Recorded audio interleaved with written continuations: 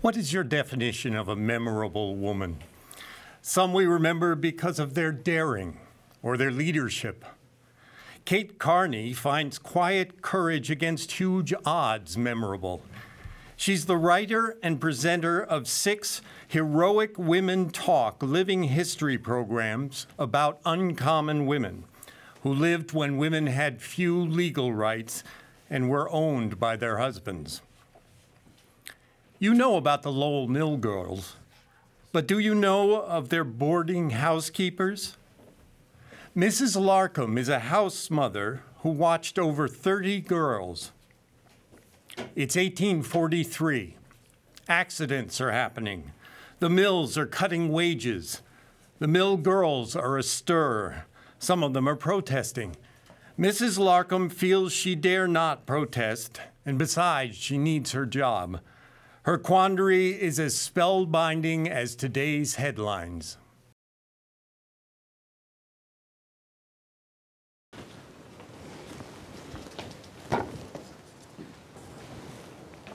I understand that you are interested in the Lowell Mill girls. Well, I can certainly understand why, because these Yankee girls are doing something that no other group of young ladies has ever done before. They are earning their own money, and they are still respectable. Well, you see, that's because everybody knows that they have to live in our boarding houses, and our boarding houses have very strict rules, and so they know that the girls are still good girls. And, you know, that's the promise of Lowell, that there is good money to be earned and still respectability. Of course, the funny thing is, when the girls started earning their own money, they found out that there was more worth to them than they had known about before. And the mills didn't expect that, these girls thinking for themselves, but you see, they are quite intelligent. And when they came here, they could read and write. And of course, they're very refined, except, of course, when you go to, if you're here around noontime dinner bell, because when that bell rings, those girls come charging up the street and they pour in through the door and they attack the food like farmers after a hard day in the fields.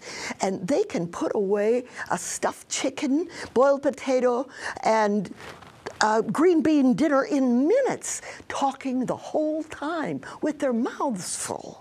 And then the back-to-work bell rings before they have finished, and they shove another forkful in their mouths, and they start out for the door, chewing as they go. And one day the noise, I said, "Girls, manners, please."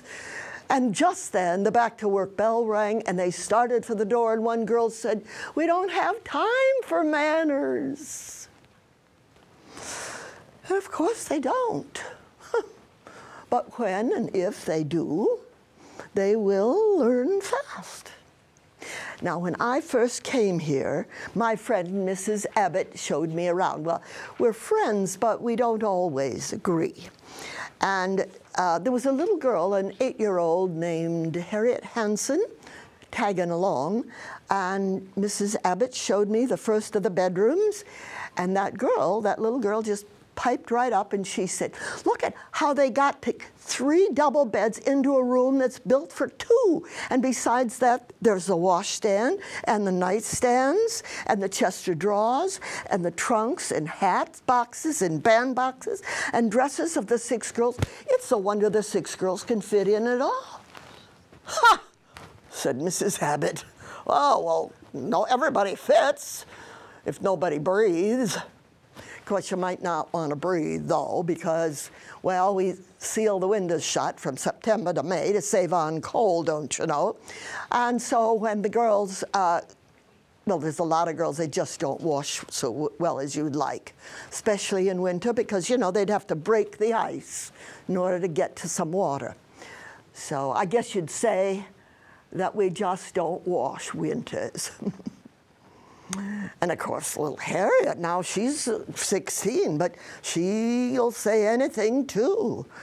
We were talking the other day about the turnouts Oh, you know what that is? Well, that's the ladylike term for strikes. And she said, oh, I was so excited when they had that second turnout because I was working with the spinners as a bobbin girl, and they were going to march, and I wanted to march with them. I was so excited. But then the day of the turnout came out, and there were the girls outside, the weavers from the other floor, lining all up to march, and the spinners on my floor were not doing a thing but arguing. And I thought, oh no, they're not gonna not go after all that talk.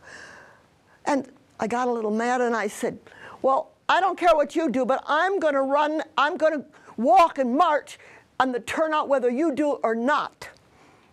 And I turned and I headed right straight for those big double doors. And when I got there, I turned around and looked, and there were all these older girls right behind me. It looked to all the world like I was leading them, a little child. I was 11. Oh, and there was maybe 2,000 girls marching through the streets of Lowell that day. And they were carrying banners and singing songs, old songs, new words. Oh, isn't it a pity such a pretty girl as I should be sent into a factory to pine away and die? Oh, I cannot be a slave. I will not be a slave, for I'm so fond of liberty. I cannot be a slave. Oh, it was so exciting.